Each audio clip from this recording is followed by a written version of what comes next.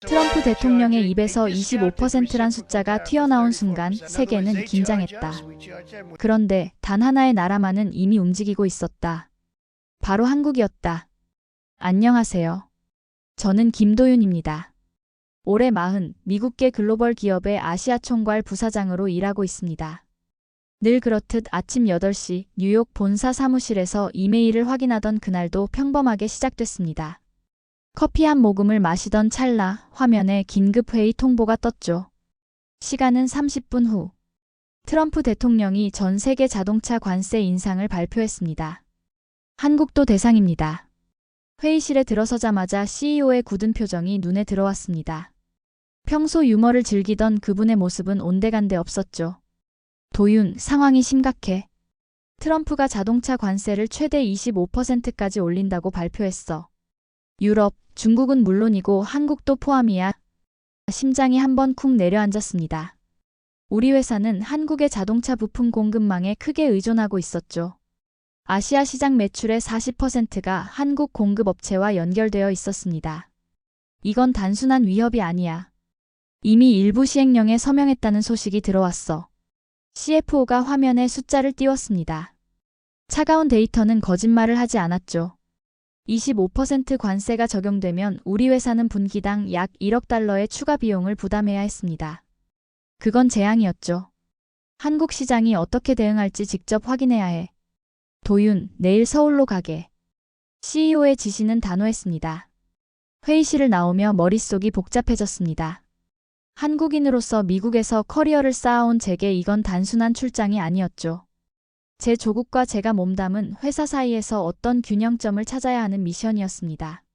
사무실로 돌아와 모니터를 켜자 이미 SNS와 뉴스는 관세 폭탄 소식으로 뒤덮여 있었습니다. 한국 자동차 업계 주가는 일제히 7% 이상 폭락했죠. 애널리스트들은 앞다투어 한국 경제 위기설을 내놓고 있었습니다. 당신은 어떻게 생각해요?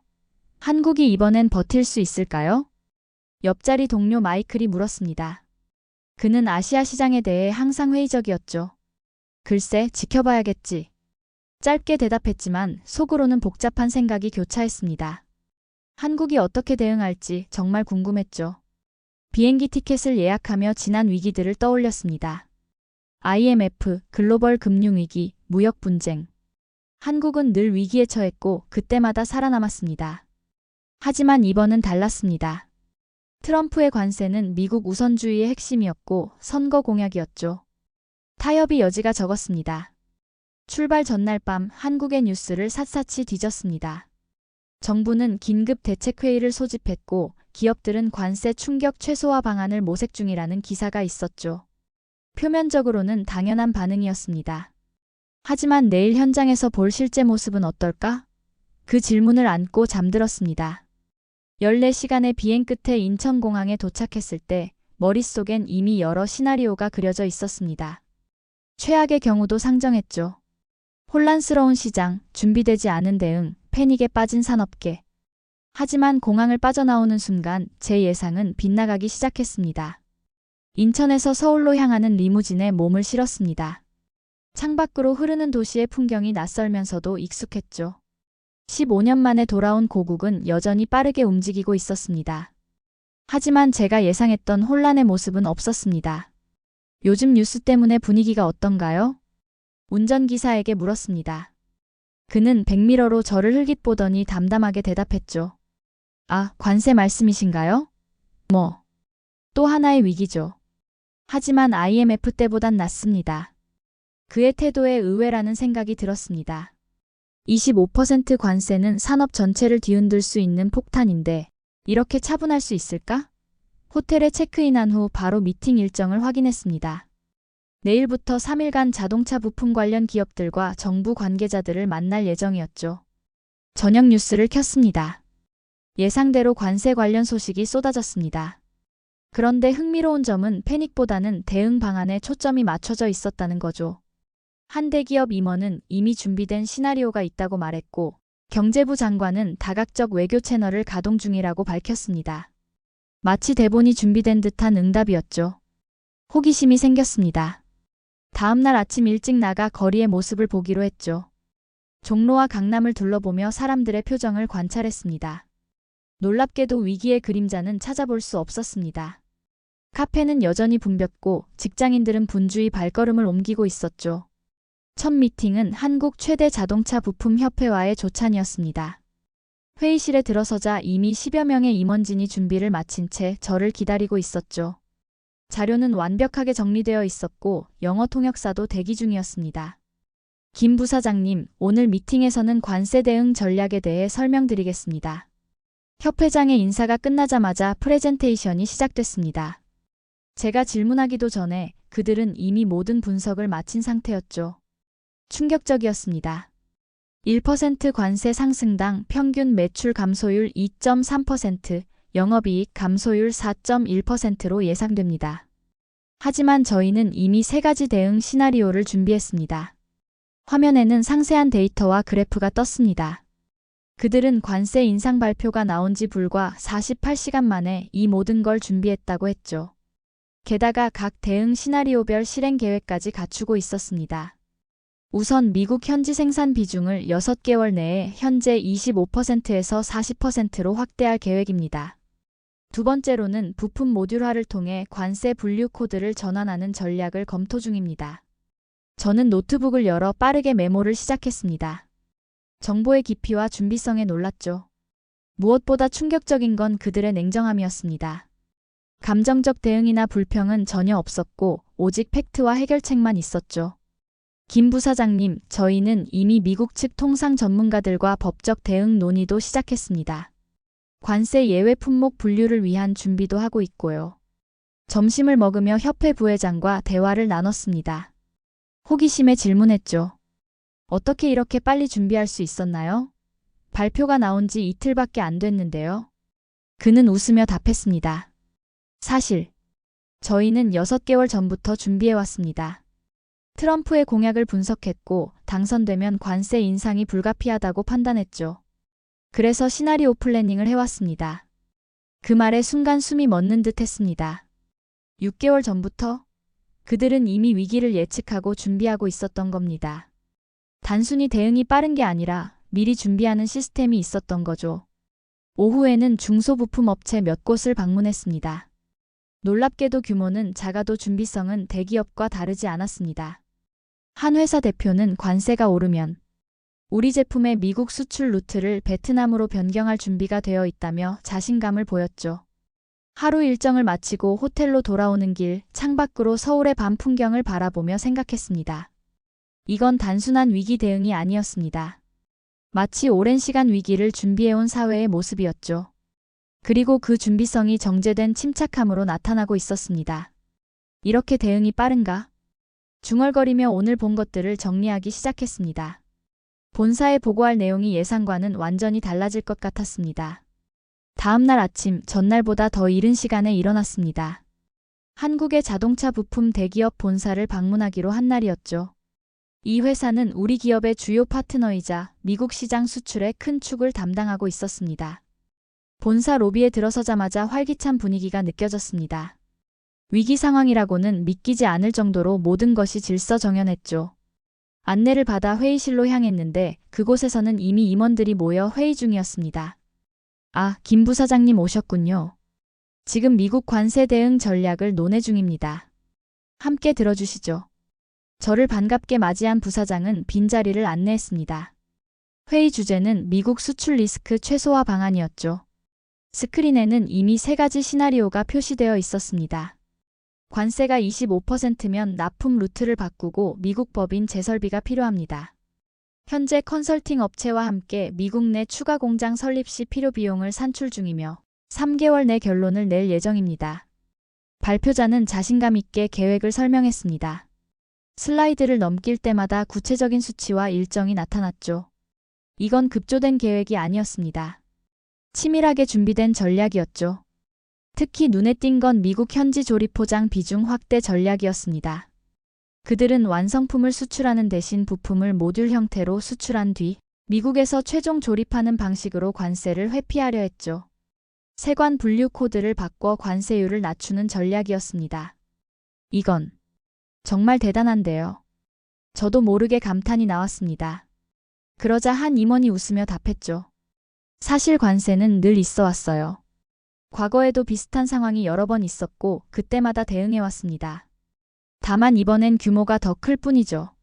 점심시간 공장 견학이 있었습니다. 생산 라인은 놀라울 정도로 자동화되어 있었고 근로자들은 분주히 움직이고 있었습니다. 생산관리 담당 이사가 설명했죠.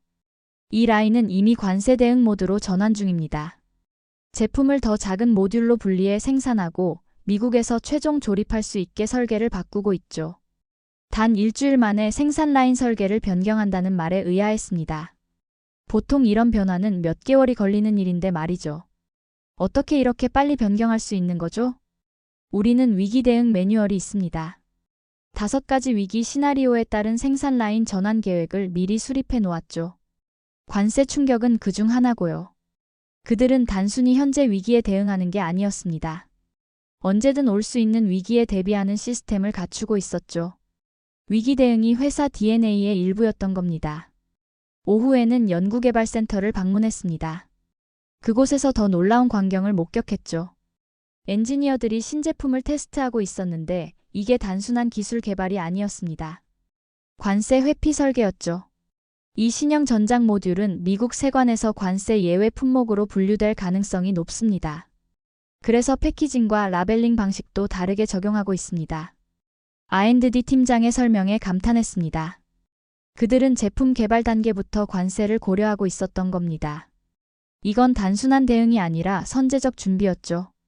정말 이 정도는 일본도 못할걸? 저도 모르게 중얼거렸습니다. 주변에 있던 담당자가 씩 웃으며 말했죠. 일본은 좋은 제품을 만듭니다. 하지만 저희는 좋은 제품을 빠르게 만들죠. 그게 차이점입니다. 이날 방문은 저에게 큰 충격이었습니다. 제가 알던 한국 기업의 모습과는 달랐죠. 그들은 단순히 싸게 만드는 기업이 아니었습니다. 위기에 신속하게 대응하고 심지어 위기를 기회로 전환하는 기업이었습니다. 어쩌면 이것이 한국 기업의 진짜 경쟁력인지도 모르겠다는 생각이 들었죠. 호텔로 돌아오는 길 미국 본사에 첫 리포트를 보냈습니다. 제 결론은 명확했습니다. 한국 기업들은 관세 충격에 대한 구체적인 대응책을 이미 가동 중입니다. 그들의 대응 속도는 예상보다 훨씬 빠르며 심지어 위기를 기회로 전환할 준비가 되어 있습니다. 셋째 날 제 일정은 중소기업 협력단 회의 참관이었습니다. 대기업의 대응은 이해했지만 이번 관세의 진짜 타격은 중소기업들에게 갈 테니까요. 회의장에 도착하자 예상 밖의 광경이 펼쳐졌습니다. 김 부사장님, 이쪽으로 오세요. 오늘은 특별히 정부 관계자들도 참석합니다. 안내를 맡은 협회 직원의 말에 의아했습니다. 정부 관계자라니요? 회의실에 들어서자 약 50명 정도의 사람들이 모여 있었습니다. 놀랍게도 중소기업 대표들뿐만 아니라 정부 부처 관계자, 대학 교수들까지 한자리에 모여 있었죠. 오늘은 관세 대응을 위한 협력 방안을 논의하겠습니다. 먼저 정부 측 계획을 들어보겠습니다. 사회자의 말이 끝나자 산업통상자원부 국장이 자리에서 일어났습니다. 그의 발표는 충격적이었죠. FTA 재협상 카드는 이미 가동 중입니다. 어제 저희 장관이 미국 통상대표부와 첫 통화를 마쳤고 다음 주에 워싱턴 방문이 예정되어 있습니다. 그는 차분하게 정부의 대응 계획을 설명했습니다. 단순한 외교적 대응이 아니라 구체적인 협상 전략이 있었죠. 심지어 국무총리실 직속으로 통상위기 대응 TF가 이미 발족되었고 외교부 산업부 긴급협상팀이 24시간 운영 중이라고 했습니다. 현재 우리는 3가지 협상 시나리오를 준비하고 있습니다. 첫째, 완성차가 아닌 부품에 대한 관세 완화. 둘째, 전기차 배터리 등 미래 기술 분야 협력을 통한 상계 협상. 셋째, 안보 협력 강화를 통한 경제 분야 양보 유도. 그의 말에 회의실 분위기는 차분했습니다. 마치 모두가 이미 알고 있었던 것처럼요. 정부와 기업 간의 소통이 얼마나 긴밀한지 느낄 수 있었습니다. 이어서 한 교수가 발표를 시작했습니다. 그는 미국 통상법을 전공한 전문가였죠. 관세법 232조의 적용에 대한 법적 대응도 준비 중입니다. WTO 제소는 물론 미국 내 법원에서도 소송을 준비하고 있어요. 이 접근법은 과거 철강 관세 때도 효과가 있었습니다. 학계 정부 업계의 삼각협력이 눈앞에서 펼쳐지고 있었습니다. 머릿속으로 미국과 유럽의 상황을 떠올려 봤습니다. 물론 그곳에서도 정부와 기업이 협력하지만 이렇게 빠르고 유기적으로 움직이는 경우는 드물었죠. 다음으로 중소기업 대표들의 발표가 이어졌습니다. 그들의 계획도 놀라웠습니다. 저희 35개 중소기업은 관세 대응 공동체를 구성했습니다. 공동 물류, 공동 통관, 그리고 공동 대응 방안을 마련했죠. 혼자서는 힘들지만 함께라면 가능합니다. 그들은 관세라는 위기 앞에서 경쟁이 아닌 협력을 선택했습니다. 개별 기업으로는 대응하기 힘든 상황에서 연대를 통해 돌파구를 찾고 있었죠. 회의가 진행되는 내내 저는 깊은 인상을 받았습니다. 이건 단순한 위기 대응이 아니었습니다. 사회 전체가 하나의 시스템처럼 작동하고 있었죠. 정부는 외교적 해결책을, 대기업은 생산 전환을, 중소기업은 협력 모델을, 학계는 법적 기술적 지원을 제공하고 있었습니다. 점심시간에 산업부 국장과 대화할 기회가 있었습니다. 호기심에 물었죠. 이렇게 빠른 대응이 가능한 이유가 뭔가요? 그는 잠시 생각하더니 답했습니다. 우리에겐 위기 대응 DNA가 있습니다. 한국은 늘 위기 속에서 성장해왔죠. IMF 때도 그랬고 2008년 금융위기 때도 그랬습니다. 위기가 올 때마다 정부 기업 국민이 하나가 됐죠. 그의 말이 가슴에 와닿았습니다. 저는 한국인이지만 오랜 해외 생활로 이런 측면을 잊고 있었던 것 같았습니다. 오후에는 조선업계와 반도체 업계 대표들도 참석했습니다. 흥미로운 점은 그들이 자동차 업계의 위기를 남의 일로 보지 않았다는 거죠. 자동차 부품 협력사 중 일부는 저희 조선업계와도 거래하고 있습니다. 그들이 무너지면 저희도 타격을 입습니다. 그래서 조선업계도 수출 루트 공유 등 지원 방안을 마련 중입니다. 산업 간 연대도 자연스럽게 이루어지고 있었습니다. 한 산업의 위기가 전체의 위기로 인식되고 그에 따른 공동 대응이 이루어지고 있었죠. 회의가 끝나갈 무렵 정부 측 인사가 중요한 발표를 했습니다. 다음 주부터 신속 통관 제도를 한시적으로 시행합니다. 관세 영향을 받는 기업들의 수출입 절차를 최대한 간소화하고 24시간 통관 서비스를 제공할 예정입니다. 정부조차 놀라운 속도로 움직이고 있었습니다. 보통 이런 제도 변경은 몇 개월이 걸리는 일인데 그들은 일주일 만에 해결책을 내놓고 있었죠. 회의장을 나오며 제 머릿속은 복잡했습니다. 이 모든 속도에 놀라움을 느꼈죠. 관세 발표 후 불과 3일 만에 이미 구체적인 대응 체계가 가동되고 있었습니다. 정부, 기업, 학계가 마치 하나의 유기체처럼 움직이고 있었죠. 호텔로 돌아와 노트북을 열고 오늘 본 것들을 정리했습니다. 한국의 위기 대응 시스템이라는 제목 아래 정부 기업 학계의 삼각 연합 모델을 도식화했습니다. 이건 분명 다른 나라에서는 보기 힘든 특별한 시스템이었습니다. 넷째 날 저는 유럽계 자동차 기업의 한국 지사를 방문했습니다. 이들은 우리 회사의 글로벌 경쟁사였죠. 한국 기업들의 대응이 이례적인 것인지 아니면 모든 기업들이 비슷한 속도로 움직이고 있는지 확인하고 싶었습니다. 로비에서 만난 유럽계 기업의 한국 지사장은 오랜 친구였습니다. 학창시절 함께 공부했던 클래스메이트였죠. 그는 저를 반갑게 맞이했습니다. 오랜만이야, 도윤. 트럼프의 관세 폭탄 때문에 온 거지? 그의 사무실에 앉아 커피를 마시며 대화를 나눴습니다. 그의 표정은 한국 기업 임원들보다 훨씬 긴장되어 보였죠. 솔직히 말하면 우리는 아직 뚜렷한 대응책을 마련하지 못했어. 유럽 본사에서 지침을 기다리는 중인데 의사결정이 너무 느려. 그의 말에 놀랐습니다. 이미 한국 기업들은 구체적인 실행 계획을 가동하고 있는데 이 글로벌 기업은 아직 지침을 기다리고 있다니요. 본사에서는 관세가 실제로 시행될지 여부를 더 지켜봐야 한다는 입장이야. 일종의 기다림의 전략인 셈이지.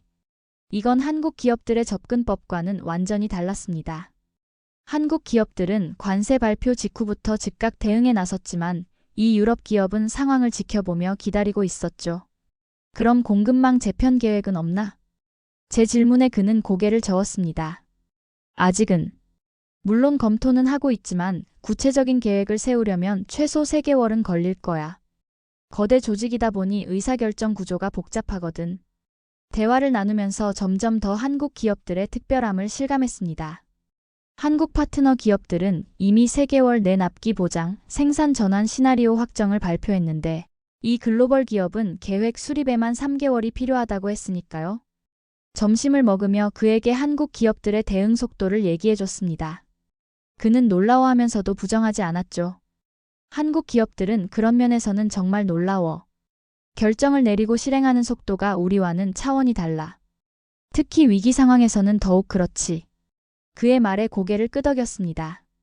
속도의 차이는 단순한 기업 문화의 차이가 아니라 생존을 위한 전략적 선택이었던 거죠. 오후에는 그의 안내로 공장을 둘러봤습니다. 유럽계 기업의 한국 공장은 최첨단 시설을 갖추고 있었지만 관세 대응을 위한 어떤 변화의 조짐도 보이지 않았습니다. 모든 것이 평소와 같은 흐름으로 운영되고 있었죠. 우리는 품질에 중점을 둡니다.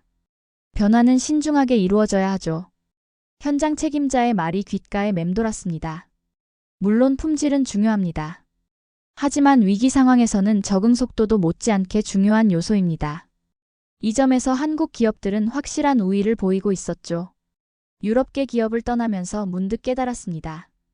이번 관세 위기는 단순한 비용 증가의 문제가 아니었습니다.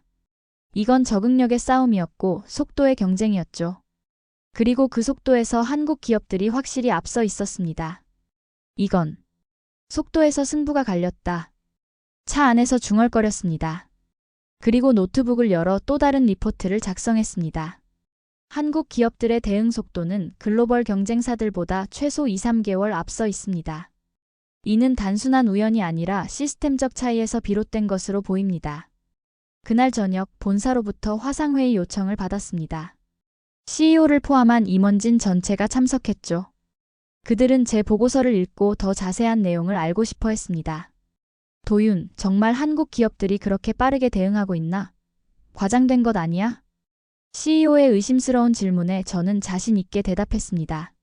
과장이 아닙니다. 제가 직접 확인했습니다. 그들은 이미 구체적인 실행 계획을 가동 중이고 생산 라인까지 재편하고 있습니다. 반면 유럽 경쟁사들은 아직 계획 수립 단계에 머물러 있습니다. 화상회의가 끝난 후 창가에 서서 서울의 야경을 바라봤습니다. 수많은 빌딩의 불빛이 여전히 꺼지지 않고 있었죠. 새벽 1시가 넘은 시간이었지만 어딘가에서는 여전히 일이 진행되고 있는 듯 했습니다. 다음 날 일정은 R&D 센터 방문이었습니다. 한국 기업들의 기술력과 적응력이 어떻게 결합되는지 직접 확인할 기회였죠. 내일은 어떤 놀라움이 기다리고 있을지 기대가 됐습니다. 다섯째 날 한국 자동차 부품 업체의 R&D 센터를 방문했습니다. 이곳은 한국의 기술력을 직접 확인할 수 있는 곳이었죠. 높은 유리 건물 앞에 도착하자 연구소장이 직접 나와 맞이했습니다. 김 부사장님 환영합니다. 오늘은 특별히 관세 대응을 위한 기술 개발 현장을 보여드리겠습니다. 로비에 들어서자 위기 대응 타임라인이 대형 스크린에 표시되어 있었습니다. 트럼프의 관세 발표부터 시작해 향후 6개월간의 기술 개발 및 생산 전환 계획이 상세히 나와 있었죠. 그 계획의 철저함에 다시 한번 놀랐습니다. 먼저 테스트 랩으로 가보겠습니다. 연구소장을 따라 이동하는 동안 그는 이 센터의 역할을 설명했습니다. 저희는 단순히 신기술 개발만 하는 곳이 아닙니다. 위기 적응형 기술을 개발하는 곳이죠. 관세, 환율 변동, 원자재 가격 상승 등 외부 변수에 대응할 수 있는 기술을 연구합니다. 테스트 랩에 들어서자 여러 엔지니어들이 바쁘게 움직이고 있었습니다. 관세 상황을 가정한 제품 라인 테스트가 한창이었죠. 이것이 저희가 개발 중인 모듈형 전장 시스템입니다. 기존 제품은 하나의 통합 시스템이었지만 이제는 5개의 독립 모듈로 분리했습니다. 그가 가리킨 제품은 겉보기에는 큰 차이가 없었습니다. 하지만 내부 구조는 완전히 달랐죠. 이렇게 분리하면 무슨 이점이 있나요? 제 질문에 그는 자신감 있게 답했습니다. 첫째, 각 모듈별로 다른 국가에서 생산할 수 있습니다. 둘째, 모듈 중 일부는 관세 예외 품목으로 분류될 가능성이 높습니다. 셋째, 미국 현지에서 최종 조립이 더 용이해집니다. 그의 설명을 들으며 이 접근법의 천재성을 깨달았습니다. 그들은 단순히 관세를 회피하는 것이 아니라 제품 자체를 관세 친화적으로 재설계하고 있었던 겁니다. 다음으로 본 것은 더욱 놀라웠습니다. 신형 전장 모듈의 패키징과 라벨링이 기존과 완전히 달랐죠. 이 제품은 자동차 부품이 아닌 전자 제어 시스템으로 분류될 가능성이 높습니다. 세관 코드가 달라지면 관세율도 달라지죠. 그들은 제품의 본질은 유지하면서도 분류 체계상으로는 다른 카테고리에 속할 수 있게 만들고 있었습니다. 합법적인 범위 내에서 최대한 관세 부담을 줄이는 전략이었죠. 이 정도는 일본도 못할걸? 제 중얼거림에 연구소장이 웃으며 대답했습니다. 일본 기업들은 기술력이 뛰어납니다. 하지만 저희는 유연한 기술을 추구합니다. 상황에 맞게 빠르게 변형할 수 있는 기술이죠. 점심시간 연구원들과 대화를 나눴습니다. 그들 중 대다수는 해외 유학 경험이 있는 인재들이었죠. 미국, 유럽, 일본 등 선진국에서 공부하고 돌아온 사람들이었습니다. 왜 한국으로 돌아오셨나요? 해외에서 일할 기회도 많았을 텐데요. 한 연구원에게 물었습니다. 그는 잠시 생각하더니 답했죠. 해외 기업들은 의사결정 과정이 길고 복잡해요. 하지만 여기서는 아이디어가 빠르게 현실화됩니다. 창의성이 실제 제품으로 구현되는 속도가 놀라울 정도로 빠르죠. 오후에는 생산 시뮬레이션 센터를 방문했습니다. 그곳에서는 가상현실 기술을 활용해 다양한 생산 시나리오를 테스트하고 있었습니다. 이것이 미국 현지 조립 시뮬레이션입니다. 저희가 개발한 모듈형 부품을 미국 공장에서 조립할 때 필요한 인력, 시간, 비용을 계산하고 있습니다. 화면에는 상세한 시뮬레이션이 펼쳐졌습니다. 모든 변수가 고려되고 있었죠. 인건비, 물류 비용, 조립 시간, 불량률까지. 그들은 관세 변화에 따른 모든 시나리오를 철저히 분석하고 있었습니다. 특히 인상적이었던 것은 유연한 제조 방식이었습니다. 그들은 하나의 생산 라인에서 여러 유형의 제품을 생산할 수 있는 시스템을 갖추고 있었죠. 관세 상황에 따라 제품 구성을 빠르게 변경할 수 있었습니다. 저희는 다품종 소량 생산과 대량 생산을 동시에 할 수 있습니다. 시장 상황에 따라 일주일 만에 생산 품목을 전환할 수 있죠. 이런 유연성은 단순한 기술적 역량이 아니었습니다. 위기 상황에서 생존하기 위한 전략적 선택이었죠. 한국 기업들은 규모는 작지만 적응력은 글로벌 대기업보다 뛰어났습니다. R&D 센터 방문을 마치며 연구소장에게 마지막 질문을 던졌습니다. 이런 위기 대응 시스템을 구축하는 데 얼마나 걸렸나요? 그의 대답은 의외였습니다. 특별히 구축한 건 아닙니다. 이건 저희의 일상입니다. 한국 시장 자체가 늘 변화하고 위기가 많았기 때문에 자연스럽게 체득된 역량이라고 할 수 있죠. 호텔로 돌아오는 길, 그의 말이 계속 머릿속을 맴돌았습니다. 일상적인 위기 대응. 그것이 한국 기업의 진짜 경쟁력이었던 겁니다. 위기를 특별한 상황으로 보지 않고 일상의 일부로 받아들이는 문화. 그래서 그들은 관세라는 위기에도 당황하지 않고 체계적으로 대응할 수 있었던 거죠. 그날 저녁 본사에 또 다른 보고서를 보냈습니다. 제목은 한국 기업의 유연한 기술력과 적응형 제조 시스템이었습니다. 보고서의 결론 부분에 이렇게 적었죠. 한국 기업들의 진정한 강점은 저비용 생산이 아닙니다. 그들의 핵심 경쟁력은 위기 상황에 빠르게 적응하는 능력입니다. 이는 단순한 위기 관리가 아니라 기업 DNA에 내재된 생존 전략입니다. 출장 마지막 날 본사와의 화상회의가 예정되어 있었습니다. 일주일간 보고 들은 내용을 종합해 발표할 차례였죠. 회의 준비를 위해 호텔 로비에서 자료를 정리하고 있는데 우연히 한 중소기업 대표를 만났습니다. 이전 회의에서 잠깐 인사를 나눴던 분이었죠. 김 부사장님, 귀국하시는 날이군요. 한국 기업들에 대한 인상은 어떠셨나요? 그의 질문에 솔직하게 대답했습니다. 놀라웠습니다. 특히 위기에 대응하는 속도와 체계에 감명받았습니다. 그는 웃으며 고개를 끄덕였습니다. 저희에게 위기는 익숙합니다. IMF 때는 회사가 거의 망할 뻔했어요. 그때 배웠죠. 위기는 항상 오고 중요한 건 얼마나 빨리 적응하느냐는 것을. 잠시 대화를 나눈 후 호텔 회의실로 향했습니다. 본사 임원진 전체가 화상으로 연결되어 있었죠. CEO부터 각 부서장까지 모두가 제 발표를 기다리고 있었습니다. 한국 출장 결과를 공유하겠습니다. 첫 슬라이드를 띄우며 발표를 시작했습니다. 제 결론은 명확했습니다. 우리가 지금까지 한국을 바라보던 시각은 오류였습니다. 우리는 한국을 저비용 생산 기지로 인식했지만 실제 한국의 경쟁력은 위기 적응력에 있습니다. 화면 너머로 임원들의 놀란 표정이 보였습니다. 그들 대부분은 아시아 국가들을 여전히 값싼 노동력의 관점에서 바라보고 있었거든요. 관세 충격에 대한 한국 기업들의 대응은 놀라울 정도로 빠르고 체계적입니다. 그들은 위기를 기회로 전환하는 역량을 갖추고 있습니다. 그동안 방문했던 현장의 사진과 수집한 데이터를 보여주며 설명을 이어갔습니다. 특히 주목할 점은 세 가지입니다. 첫째, 정부기업 학계의 삼각협력 체계. 둘째, 유연한 제조 시스템. 셋째, 위기를 일상으로 받아들이는 기업 문화입니다. 마지막 슬라이드에 이르러 핵심 메시지를 전달했습니다. 우리가 찾던 건 싸구려가 아니라 위기에 빠르게 적응하는 파트너입니다. 한국은 가격이 아니라 탄력성에서 경쟁력이 있습니다. 정책, 민간, 생산 라인이 동시에 맞물린 유일한 사례로 한국을 추천합니다. 발표가 끝나고 질문 시간이 이어졌습니다. 의심스러운 시선도 있었지만 CEO는 제 분석에 깊은 관심을 보였습니다.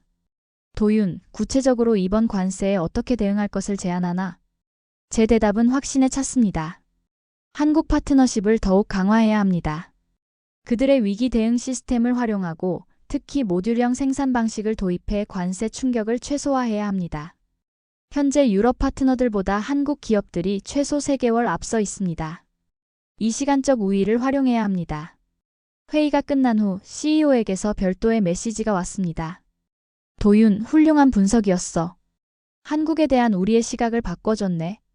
다음 주에 이사회에서 한국 투자 확대 안건을 상정할 예정이야. 내 도움이 필요해. 그 메시지를 읽는 순간 묘한 감정이 밀려왔습니다. 한국인으로서의 자부심과 글로벌 기업의 임원으로서의 책임감이 교차했죠. 하지만 이번 출장을 통해 깨달은 사실 하나는 확실했습니다. 한국의 진정한 경쟁력은 가격이 아니라 속도와 탄력성에 있다는 것. 호텔 체크아웃을 마치고 공항으로 향하는 길, 서울의 풍경을 다시 한번 둘러봤습니다.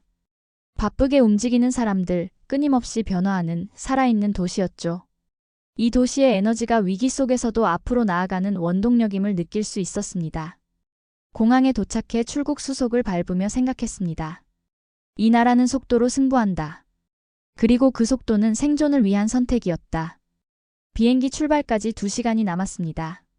공항 라운지에서 메일을 확인하는데 한국 파트너사에서 급한 미팅을 요청하는 메시지가 왔습니다.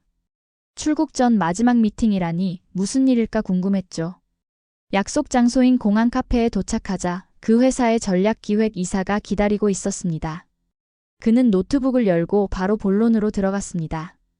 김 부사장님, 관세 대응을 위한 추가 계획을 공유하고 싶었습니다. 저희가 어제 저녁에 최종 확정한 내용입니다. 그가 보여준 자료는 놀라웠습니다. 관세 발표 일주일 만에 그들은 이미 구체적인 실행 계획을 완성했고 파트너사인 우리 회사와 공유하고 있었습니다. 미국 현지 조립 공장을 3개월 내에 가동할 수 있습니다. 초기에는 간단한 조립만 하다가 점차 생산 범위를 확대할 계획입니다. 그의 설명을 들으며 고개를 끄덕였습니다. 그들의 계획은 치밀했고 실현 가능해 보였죠. 한 가지 궁금한 게 있습니다. 이렇게 빠른 대응이 가능한 이유가 뭔가요? 다른 나라 기업들과 뭐가 다른 걸까요? 제 질문에 그는 잠시 생각하더니 답했습니다. 위기가 올 땐요, 우린 빨리 뛸 준비가 돼 있어요. 그게 생존이니까요. 단순하지만 강력한 대답이었습니다. 그는 이어서 설명했죠. 한국은 자원도 없고 내수 시장도 작습니다. 늘 해외 시장에 의존해 왔죠.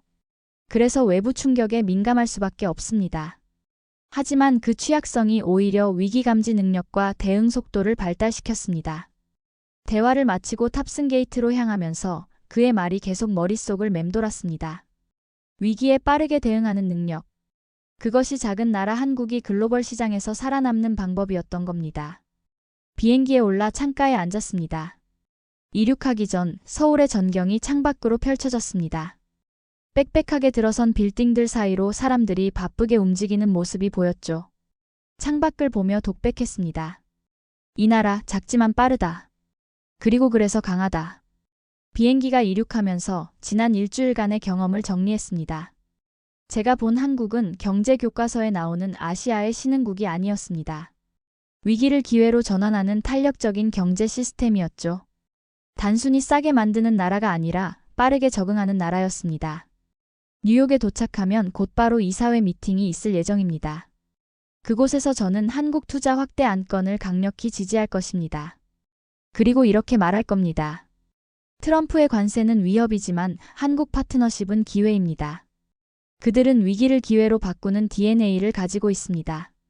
비행기가 구름 위로 솟아오르며 서울은 점점 작은 점으로 변해갔습니다. 하지만 제 마음속에는 한국에 대한 새로운 인식이 자리 잡았습니다. 냉정한 비즈니스맨으로서 그리고 한국인으로서 저는 이제 확신할 수 있었습니다. 위기에 강한 나라, 빠르게 변화하는 나라. 그것이 제가 본 진짜 한국의 모습이었습니다.